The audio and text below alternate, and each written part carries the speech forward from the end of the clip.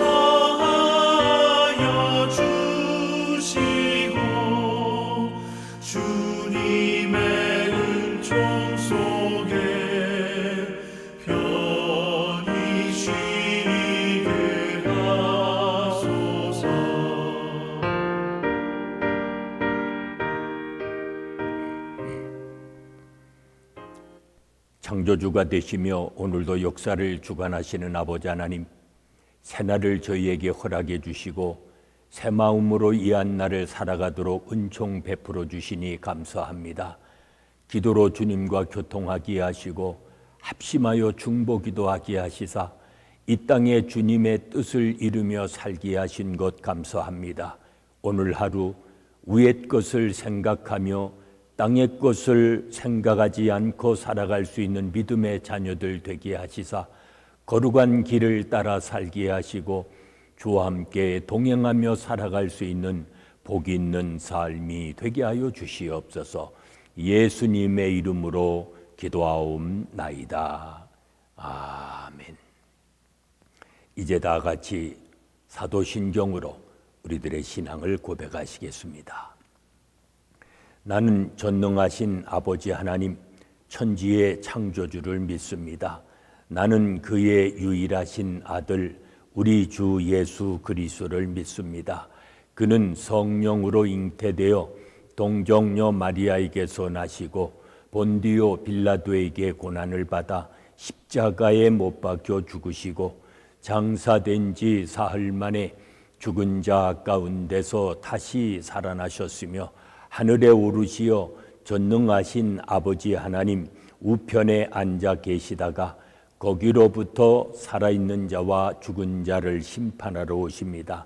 나는 성령을 믿으며 거룩한 공교회와 성도의 교제와 죄를 용서받는 것과 몸의 부활과 영생을 믿습니다. 아멘. 오늘 아침 우리에게 주시는 하나님의 말씀은 에스겔서 18장 1절로 13절의 말씀입니다.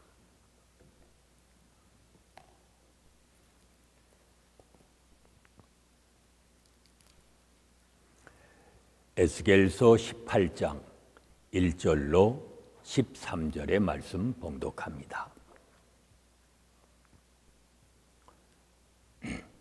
또 여호와의 말씀이 내게 임하여 이르시되 너희가 이스라엘 땅에 관한 속담이 이르기를 아버지가 신 포도를 먹었으므로 그의 아들의 이가 시다고 함은 어찌 됨이냐? 주 여호와의 말씀이니라. 내가 나의 삶을 두고 맹세하노니 너희가 이스라엘 가운데서 다시는 이 속담을 쓰지 못하게 되리라. 모든 영혼이 다 내게 속한지라. 아버지의 영혼이 내게 속함같이 그의 아들의 영혼도 내게 속하였나니 범죄하는 그 영혼은 죽으리라. 사람이 만일 의로워서 정의와 공의를 따라 행하며 산 위에서 재물을 먹지 아니하며 이스라엘 족속의 우상에게 눈을 들지 아니하며 이웃의 아내를 더럽히지 아니하며 월경 중에 있는 여인을 가까이 하지 아니하며 사람을 학대하지 아니하며 빚진 자의 저당물을 돌려주며 강탈하지 아니하며 줄인 자에게 음식물을 주며 벗은 자에게 옷을 입히며 별일을 위하여 꾸어주지 아니하며 이자를 받지 아니하며 스스로 손을 금하여 죄를 짓지 아니하며 사람과 사람 사이에 진실하게 판단하며 내 율례를 따르며 내 규례를 지켜 진실하게 행할진대 그는 의인이니 반드시 살리라. 주 여호와의 말씀이니라.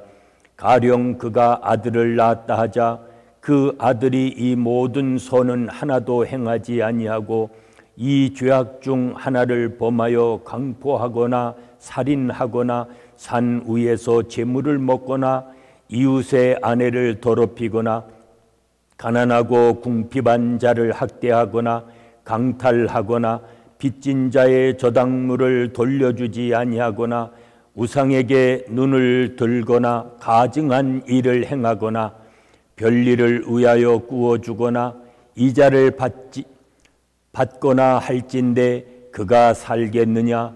결코 살지 못하리니 이 모든 가증한 일을 행하였은즉 반드시 죽을지라. 자기의 피가 자기에게로 돌아가리라. 아멘. 각 사람은 자기의 행위에 대해서 책임을 져야 합니다. 왜냐하면 조상의 죄가 자손에게 전가되지 않을 뿐만 아니라 조상의 의도, 자손의 악에 면죄부를 줄 수가 없기 때문입니다. 하나님은 각자의 행위대로 보응하십니다.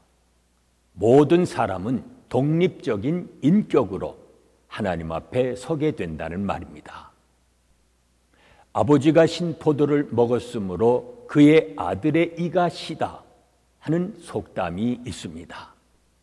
이 말은 하나님의 징계를 조상 탓으로 돌리는 이스라엘의 뻔뻔스러운 모습을 잘 보여주는 말입니다. 조상이 신포도를 먹어서 유다의 자손의 이가 시린 것이 아닙니다. 유다의 자손이 지금 신포도를 먹고 있기에 이가 시린 것입니다. 당시 유다 백성들은 조상의 죄 때문에 자기들이 바벨론의 포로가 되었다고 생각했습니다. 그걸 알아야 합니다. 징계를 받을 때 자기 죄를 돌아보지 않고 조상 탓을 하며 자신을 합리화하면 회개하고 돌이킬 기회를 놓칠 수밖에 없습니다. 한번 생각해 봐야 합니다. 지금 나는 어느 쪽을 택하고 있습니까? 범죄하는 영혼은 죽고 말씀을 지키는 자는 살 것이라고 말씀합니다. 말씀을 따라 정의와 공의를 실천하는 자가 의인입니다. 구체적으로 의인의 삶은 우상을 섬기지 않습니다. 이웃의 소유를 탐하지 않고 이웃을 착취하지 않는 자입니다. 또 적극적으로 이웃을 사랑하고 이자를 챙기지 않고 사법정의를 실현하는 자가 의인입니다. 우리는 종교, 사회, 경제, 사법 등 모든 삶에서 의인의 삶을 살아야 합니다. 내 삶의 영역 중에 말씀의 통치가 배제된 곳은 없는지 한 번쯤 우리 스스로를 성찰해 봐야 합니다. 부모의 의가 자녀를 구원할 수 없습니다. 부모가 의롭게 산 것은 자신에게는 복이지만 자녀에게 면죄부를 주지 못한다는 말입니다. 모두가 자기 행위를 가지고 하나님 앞에 서야 합니다. 그렇다면 유산을 남기는 것보다 더 중요한 것이 있습니다. 그것은 자녀들이 하나님과 바른 관계를 맺도록 돕는 것입니다. 자녀에게 말씀에 순종하는 삶을 물려주기 위해서 우리는 무엇부터 실천해야 할까요? 부모의 죄도 자녀에게 유전되지 않습니다. 그러므로 악인에게서 의로운 자녀가 나올 수 있고 신앙이 없는 부모에게서 신실한 자녀가 나오기도 합니다.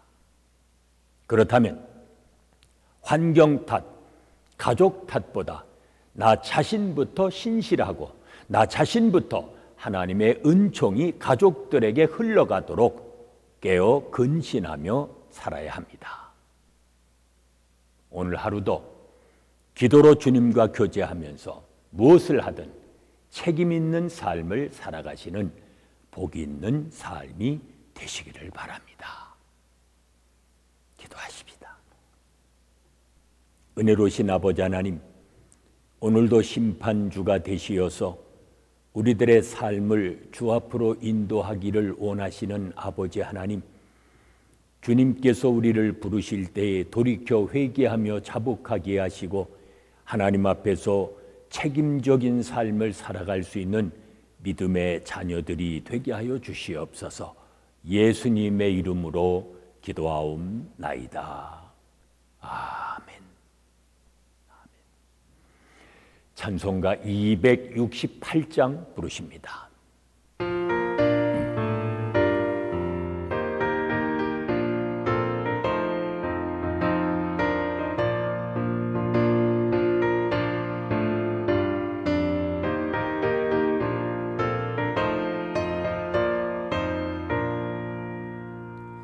죄에서 자유를 얻게 하는 보혈의 능력, 주의 보혈, 시험을 이기고 승리하니 참 놀라운 능력이로다. 주의 보혈 능력이 또다. 주의 피 믿어. 주의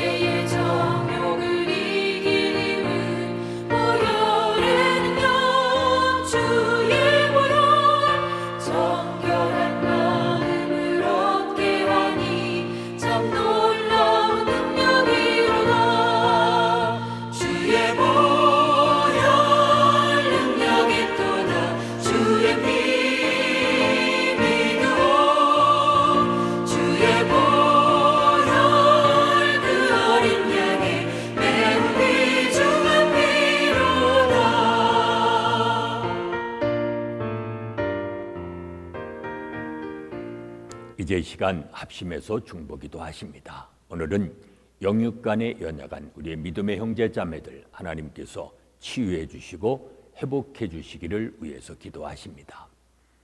무슨 일을 하든 오늘을 살지만 내일을 소망하며 살아가는 우리의 자녀들이 되어지도록 기도하십니다. 어제나 오늘이나 만물을 다스리시는 하나님만을 예배하는 이 땅의 교회들이 되어지도록 기도하십니다. 계속되는 질병 속히 종식시켜 주시고 고통받고 있는 수많은 사람들을 건져 주시며 우리가 살고 있는 미국 땅 치유해 주시고 회복해 주시기를 위해서 또 기도하십니다. 오늘 하루도 모든 죄의 유혹과 시험에서 우리를 건져 주시기를 간절히 이 시간 합심해서 중보기도 하십니다.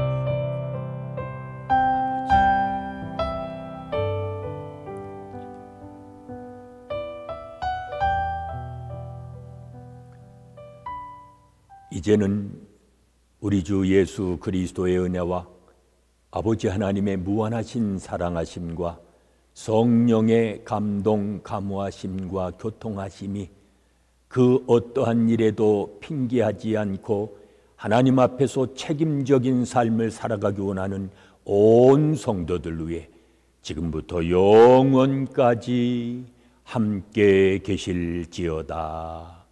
아멘.